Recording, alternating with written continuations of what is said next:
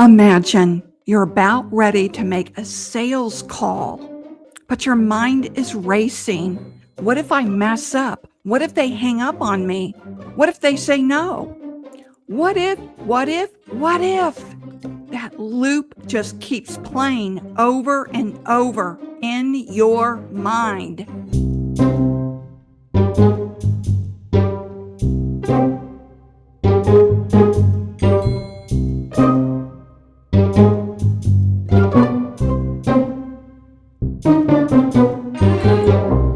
If this sounds familiar, today we're talking about how to detach from anxiety, stop the what if loop, and show up confidently, especially if you're dealing with social anxiety, perfectionism, or people pleasing like so many of us do too. I know that was a big problem for me. So if you've ever felt that knot in your stomach before making a sales call, that social anxiety creeping in, perfectionism taking over, or the people pleasing tendencies make you over prepare and replay every scenario in your head, well, this video is for you. Today, we're tackling a super common struggle with salespeople. How do you detach? A shout out to one of the Savvy Sales Lady amazing viewers, the Devants, who shared his story in the comments and asked for help. This video is for you, Devants, and all of those out there just like you. Devants started an inside sales role, and after a decade in customer service, he has been battling that endless what if thought loop.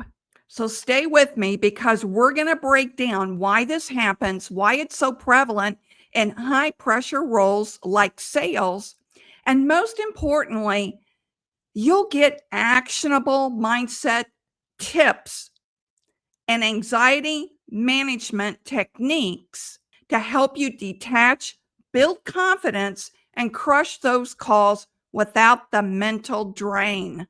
So if you're ready to overcome all of this, hit the like button, subscribe for more sales tips and mindset tips. Now let's jump in. Step 1, acknowledge the problem. First things first, let's validate what you're going through. Shifting from customer service, where the focus is on pleasing everyone and handling complaints, to inside sales, where rejection is part of the game, boy, that can feel overwhelming. How do you shut down the people pleasing and shift to a serving role? Social anxiety disorders affects millions, and when combined with perfectionist traits or people pleasing behaviors, it creates this vicious cycle. The subscriber Devants that shared his story in the comments, he's self-aware. He recognizes this trait in himself. And that's the first step. Acknowledge the problem. You over-prepare because you care deeply. You care deeply about the outcome, about not messing up, and about what the other person thinks. That leads to mental rehearsal. What if they say no? What if I sound awkward? What if I forget my script? What if they think I sound unprofessional? This, believe it or not, is incredibly common. I hear it in my coaching sessions all the time. Studies on workplace anxiety show that 70% of professionals experience imposter syndrome or performance anxiety in roles involving direct interaction, especially in sales environments. I've been there myself earlier in my career. I'd freeze up almost on every call. But here's the mindset flip. Caring too much isn't a flaw. It's a strength when channeled right. The key is learning emotional detachment techniques to break free from that anxiety spiral and foster a growth mindset. So let's get into step 2. Here's the good stuff. So now I'm going to give you practical tips for detaching from anxiety stopping over preparation, and silencing those what if thoughts. We'll cover 5 key strategies rooted in cognitive behavioral techniques, mindful practices, and sales psychology. One of my clients struggled terribly with over preparing. She first came to me by booking a sales lifeline session, then became a full time client, and we worked together over 16 weeks. We worked to reduce her anxiety, boost her confidence by giving her the words she needed to sound professional. We role played, we laughed a lot, and turned her anxiety into fun sessions. Her breakthrough came when she booked 3 back-to-back meetings and then went on to sell 2 out of the 3 deals. I'm so proud of her. You don't need to do this alone. Book a sales lifeline coaching session. The link is in the first comment and in the description area of this video.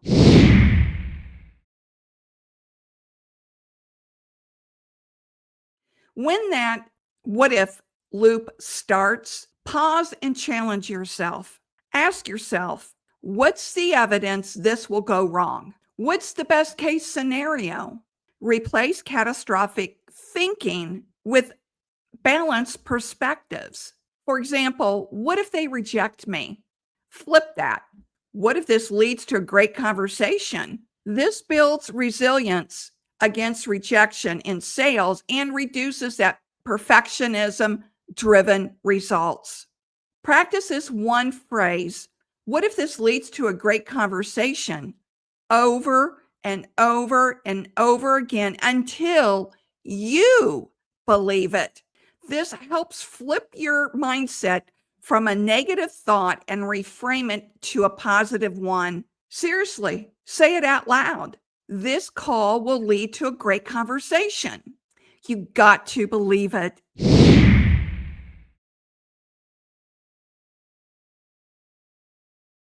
Set a strict timer, say 10 to 15 minutes per call. Research your prospect quickly, jot down key points, then hit the dial. This forces you to trust your instincts and embrace authenticity over scripted perfection. Now, if you're a rambler, then just write down key points you want to hit, not an entire script. In sales, pros know that genuine connections convert better than flawless pitches. You don't want to pitch, you want to connect. Here's a pro tip. Track your calls in a journal to see patterns. And don't forget to celebrate wins. That's important. See if you can spot patterns where you stop shifting from people pleasing to self validation.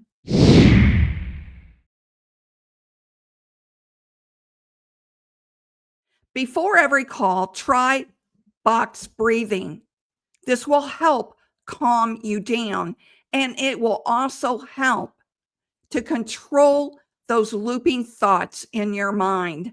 Box breathing is inhaling for 4 seconds, hold for 4 seconds, release out through your nose for 4 seconds, and then hold for 4 seconds again. So inhale for 4 seconds, hold for 4 seconds, release through your nose in 4 seconds, then hold for 4 seconds. You might want to do this breathing technique 5 or 6 times to help calm yourself down.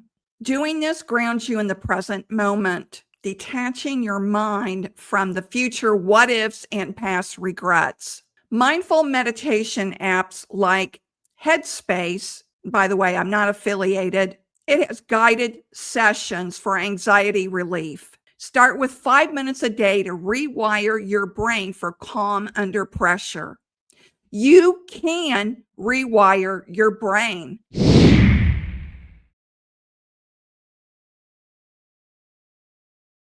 Treat yourself like you treat a friend. Journal prompts. What would I say to someone else in this spot?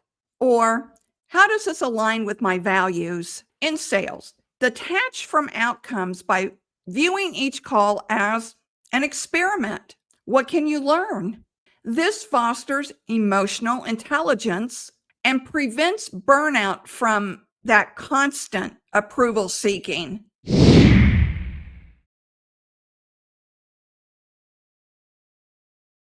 Incorporate exposure therapy gradually. Start with low stake calls to desensitize anxiety. With the client I was referring to earlier, I started her out with only making one call a day. The next day, she would make two calls. And over the 16 weeks, she built up to making 40 calls a day. Now, pair it with positive affirmations. I'm capable regardless of the outcome. All I can do is present the information. It's up to them what they do with it. That's one of my favorites, by the way. Over time, these habits turn anxiety into fuel for professional growth. Detaching isn't about stopping caring, it's about caring smarter so you can show up with your best self in sales, life, and beyond. These mindset techniques just don't work in sales, they work in life. By reframing thoughts, limiting prep, practicing mindfulness, building compassion for yourself, and forming good habits, you'll break the what if cycle and conquer social anxiety, perfectionism, and people pleasing. Remember, progress over perfection. Be kind to yourself. Start with one tip today, and then next week, do the second tip, and then the next week, the third tip until you get through all 5 tips. Like this video if you're committing to these tips, and subscribe. Be a part of the Savvy Sales Lady community. And if you want to meet me and work with me, then schedule a sales lifeline session below, and I'll help you with any struggle that you're having with your mindset or sales. You don't have to do it alone. Now, I'm sure I haven't solved all your problems, so watch the next video and stay savvy.